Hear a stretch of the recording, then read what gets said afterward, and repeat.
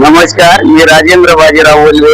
आज या ठिकाणी उपोषणाला बसण्याचं कारण एवढं की विजय कुमार बाबूराव गुंड, लाल बहादूर शास्त्री विद्यालय सालसे यांची एटीडी पदावर झालेली नियुक्ती ही नियमबाह्य असून त्या झालेल्या मान्यतेबाबत वसुली जी काही वसुलीची रक्कम लेखा परीक्षण अधिकाऱ्यांनी काढलेली आहे, सुमारे जवळपास 32,69,80 रुपयाची वसुली जी आहे ती 2020-21 झालेली असून तुमची काय मागणी तुम्ही आज 15 ऑगस्ट तुमची काय मागणी जी त्यांची मान्यता आहे सेवक संचालक तुमची मागणी विजय कुमार बाबूराव गुंड, लाल बहादूर शास्त्री विद्यालय सालसे या ठिकाणी कार्यरत असणारे शिक्षक एटीडी पदावरची त्यांची जी नियुक्ती आहे ती नियुक्ती सेवक संचामध्ये पद नसताना केली गेलेली असून ती नियुक्तीबाबत शिक्षण अधिकाऱ्यांनी सखोल अशी शासकीय नियमानुसार चौकशी करून ती नियुक्ती रद्द करावी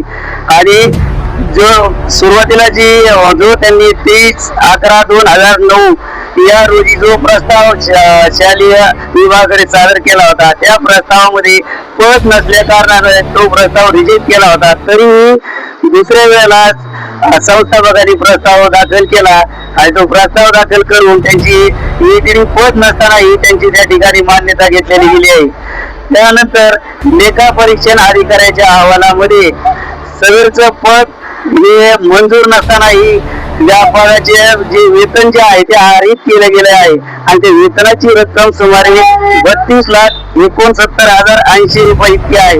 ही जी रक्कम आहे ही 2020-21 पर्यंतची रक्कम आहे।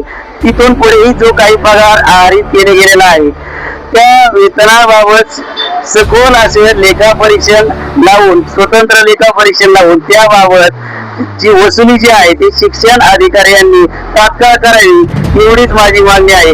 आणि याबाबत मी ही अशी वसुली लावणार असं म्हणलं ते ज्या वेळेला त्यांच्या लक्षात आलं की मी उपोषणाला बसणार आहे, 1 वर्षापासून त्यांना ज्या वेळेला चावड लागली त्यानंतर त्यांनी माझा फेक व्हिडिओ बनवून सोशल मीडिया आणि इतर वेगवेगळ्या माध्यमावर त्यांनी माझी बदनामी केलेली आहे आणि ती त्यांची आजही चालूच आहे।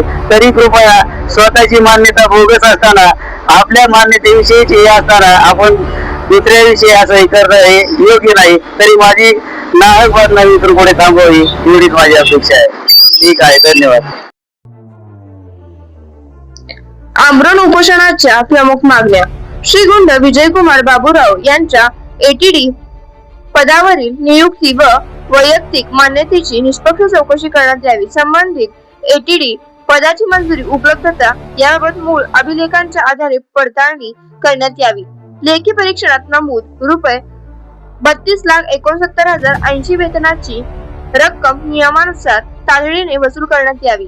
सन 2020-21 नंतर आजपर्यंत अदा झालेल्या वेतनाची स्वतंत्र आर्थिक तपासणी करून नियमबाह्य रक्कम असल्यास तिची वसुली करण्यात यावी। अनियमित नियुक्ती, मान्यता व शासन निधीच्या गैरवापरास जबाबदार अधिकारी, कर्मचारी व संबंधित व्यक्तींची जबाबदारी निश्चित करून नियमानुसार कारवाई करण्यात यावी। संपूर्ण चौकशीचा अहवाल, वसुलीची कार्यवाही व संबंधित निर्णयांची लेखी माहिती तक्रारदारास देण्यात यावी।